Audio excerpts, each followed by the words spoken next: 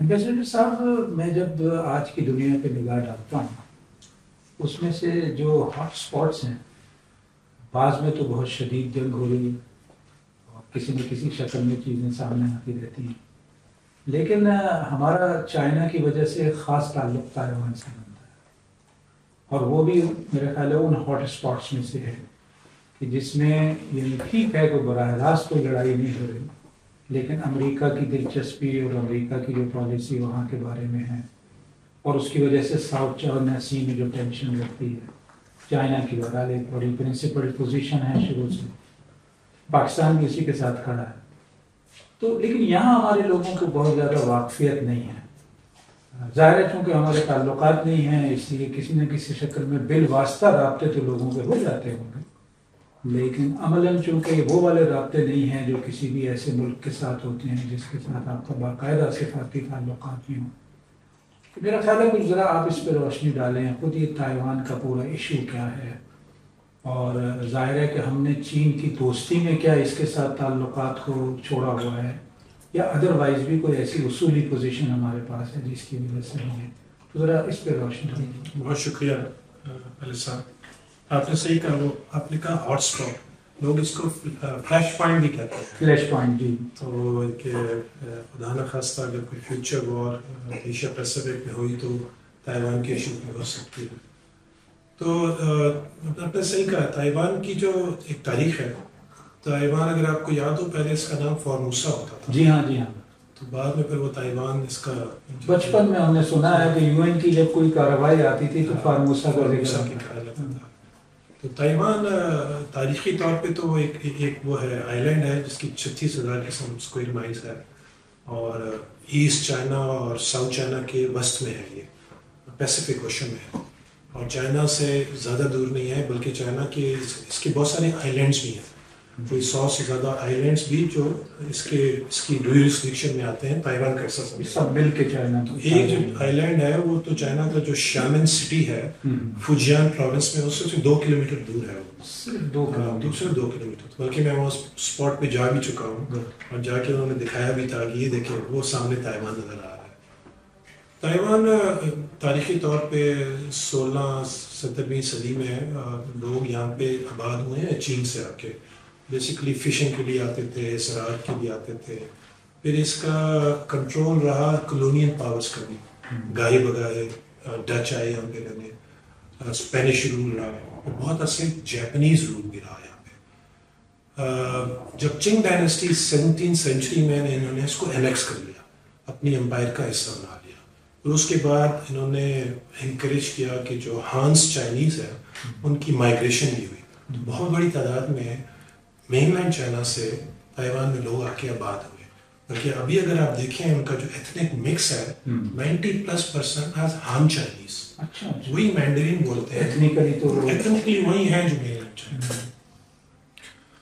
پھر اس کو جو چنگ ڈائنیسٹی نے تھی، انہوں نے اس کو 1895 میں تائیوان کو ایک ٹریٹی کے تحت جاپان کو دے دیا۔ جاپان کے پاس یہ کچھ 40-50 سال رہا، تائیوان اس کو کنٹرول کرتا رہے، ایڈمنسٹریٹو کنٹرول میں تھا۔ اس زمانے کے حالات میں تو یہ ایک دباؤ کی وجہ سے کیا گیا، یہ اس وقت آپ کو پتہ ہے ان کی چائنا جاپان کی ایک جو پہلی جنگ چلی ہے، فرسٹ وار، اسی کانٹیکس میں ایک ٹریٹی ہوئی تھی جو انہوں نے پھر اس کو فائنلی سیل کیا تھا، اور یہ جاپان کے کنٹرول میں رہا تب تک کہ جاپان کی شکست نہیں ہوئی تھی ورلڈ وار 2 میں 1945 میں۔ پھر یہ بریفلی 2-3 سال کے لیے ریپبلک آف چائنا کے پاس چلا گیا۔ ریپبلک آف چائنا کی میں بھی ہسٹری آپ کو بتاتا ہوں۔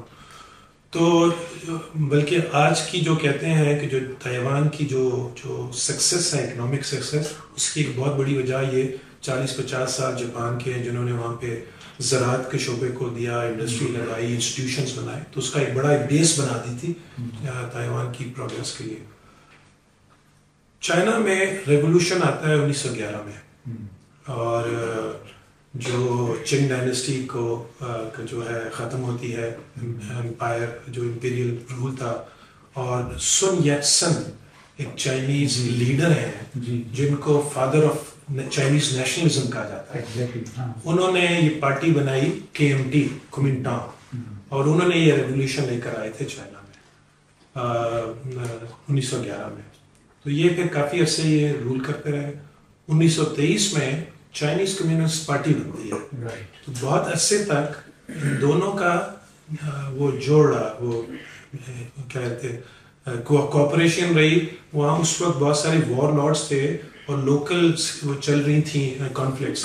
تو اس کانفلکٹس کو ختم کرنے میں کومنتانگ اور سی پی سی نے کافی کولیبریٹ. پھر آئیڈیالوجیکل ڈفرینسز شروع ہو گئے. یہ اس وقت جو سن یٹ سن ہیں وہ وفات پا چکے تھے, اور جنرل چیانگ کائی شک وہ اس کے پاور میں آ چکے تھے. ان کا اپنا ایک ویژن تھا جو میرے خیال میں ماؤ کے ساتھ نہیں ریکنسائل ہوا. تو جنگ شروع ہو گئی, سول وار شروع ہو گئی چائنا میں. 10 سال رہی. فائنلی انہوں نے کمیونسٹ ہیں ان کو شکست دی, نیشنلسٹ کو, اور یہ جو جنرل کائی شک ہے یہ موو کر گئے تائیوان. اپنی جو گورنمنٹ تھی Republic of China was move to Taiwan. Mainland سے آئی لینڈ. یہاں پہ آپ کو پتا ہے 1948 میں سی پی سی نے پیپلز ریپبلک آف چائنا کی بات دی.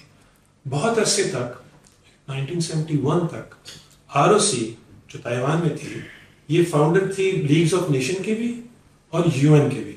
تو جو چائنا کی جو سیٹ تھی وہ آر او سی کے پاس تھی. China was not member of U N.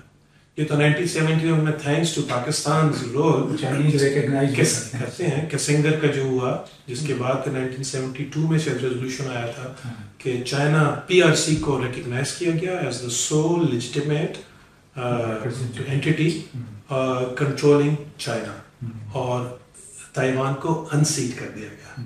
تو اس کے بعد پھر لوگوں نے گائے بتدریج فیز بائی فیز چائنا کے ساتھ ڈپلومیٹک ریلیشنز شروع کیے اور آر او سی سے ختم کرتے گئے, کیونکہ اس وقت سارے ڈپلومیٹک ریلیشنز زیادہ تر آر او سی کے ساتھ تھے. وہی ریپرزینٹ کر رہا ہے. یورپ میں بھی تھا. پی آر سی کے ساتھ بہت کم لوگوں نے کیا. ایشیا میں کیا تھا کچھ لوگوں نے, یورپینز میں سے تو ہارڈلی کوئی تھا. تو اس سے پھر وہ ایک ہوا کہ ویو چلی کہ R O C was deseated, derecognized diplomatic relations کے حساب سے, اور چائنا کو ایک لیجیٹیمیسی ملی. جو بعد میں پھر آپ کو پتہ ہے نکسن کا وزٹ ہوتا ہے, پریزیڈنٹ نکسن کا, اور پھر 1978 میں جا کے امریکہ بھی ریکگنائز کر لیتا ہے فارملی پی آر سی کو اور اپنی ایمبیسی کھول دیتا ہے, اور اپنا جو سفارت خانہ ہے وہاں وہ بند کر دیتے ہیں تائیوان میں جو تھا. تو یہ ایک ڈیولپمنٹ ہوئی پولیٹیکل جس کی وجہ سے China was recognized as the sole legitimate power and Taiwan was de-recognized as the sole representative of China.